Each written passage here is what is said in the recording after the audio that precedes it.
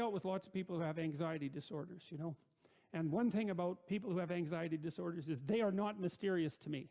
I understand, it's no problem for me to understand why people have anxiety disorders, or why they're depressed, or why they have substance use problems. The mystery to me is always why people don't have all of those things at once. Because everybody has a reason to be anxious. In fact, we have the ultimate reason to be anxious because we know that we're vulnerable and we know that we're going to die. And how you cannot be anxious under those circumstances is a great mystery. It's a massive mystery. And the same thing applies with regards to depression. And then the same thing applies to some degree with regards to drug and alcohol abuse. As I said last week, there's plenty of reasons to drown your consciousness in alcohol. That's for sure. We could refer to the aforementioned anxiety and depression, not least. And so, and the sorts of drugs that people are prone to take are chemicals that take the affective edge off the tragedy of life. So back to the issue of fear.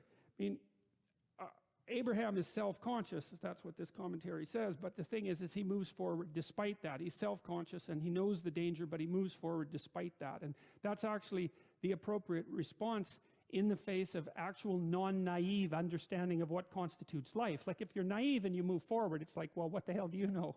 You know, there's no courage in naivety because you don't know what there is to stop you. You don't know what dangers you might apprehend. But to be aware of what it is that your problem is, so to be alert existentially, let's say, or to be fully self-conscious means that you're perfectly aware of your limitations and how you might be hurt.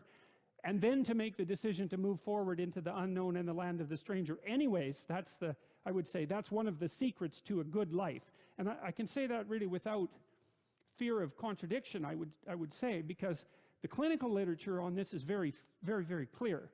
What you do with people who are afraid, and to some degree depressed, but certainly anxious, is you lay out what they're anxious about, first of all, in detail. What is it that you're afraid of? What might happen? And then you decompose it into small problems, hypothetically manageable problems. And then you have the person expose themselves to the thing that they're afraid of. And what happens isn't that they get less afraid. That isn't what the clinical literature indicates exactly. What happens instead is they get braver. And that's not the same thing, right? Because if you get less afraid, it's like, well, the world isn't as dangerous as I thought it was, you know, silly me. If you get braver, that's not what happens. What happens is, yeah, the damn world's just as dangerous as I thought, or maybe it's even more dangerous than I thought, but it turns out that there's something in me that responds to taking that on as a voluntary challenge and grows and thrives as a consequence. And there's no doubt about this. Even the psychophysiological findings are quite clear. If you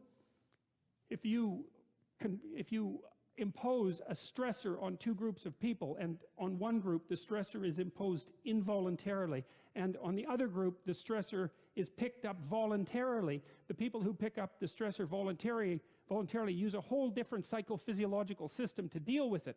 They use the system that's associated with approach and challenge, and not the system that's associated with defensive aggression and withdrawal.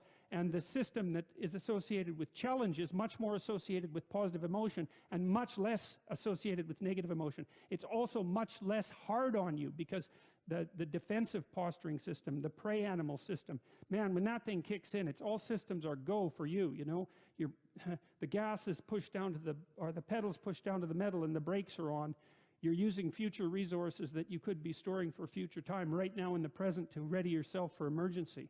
So there's nothing simple or trivial at all about the idea of being called to move forthrightly forward into the strange and the unknown. And there's a real adventure that's associated with that, right? So that's an exciting thing, which is part of the reason why people travel. And then also to see yourself as the sort of creature that can do that, is willing to do that on a habitual basis, is also the right kind of tonic for, I hate this word, for your self-esteem. You know, because the self-esteem has nothing to do with feeling good about yourself. As I already mentioned, there isn't necessarily a reason why a priori you should just feel good about yourself. But if you can view yourself acting in a courageous and forthright manner and encountering the world and trying to improve your lot and taking risks, you know, in a non-naive way, well, then you have something that you can comfort yourself with at night when you're wondering what the whole damn point of your futile and miserable life.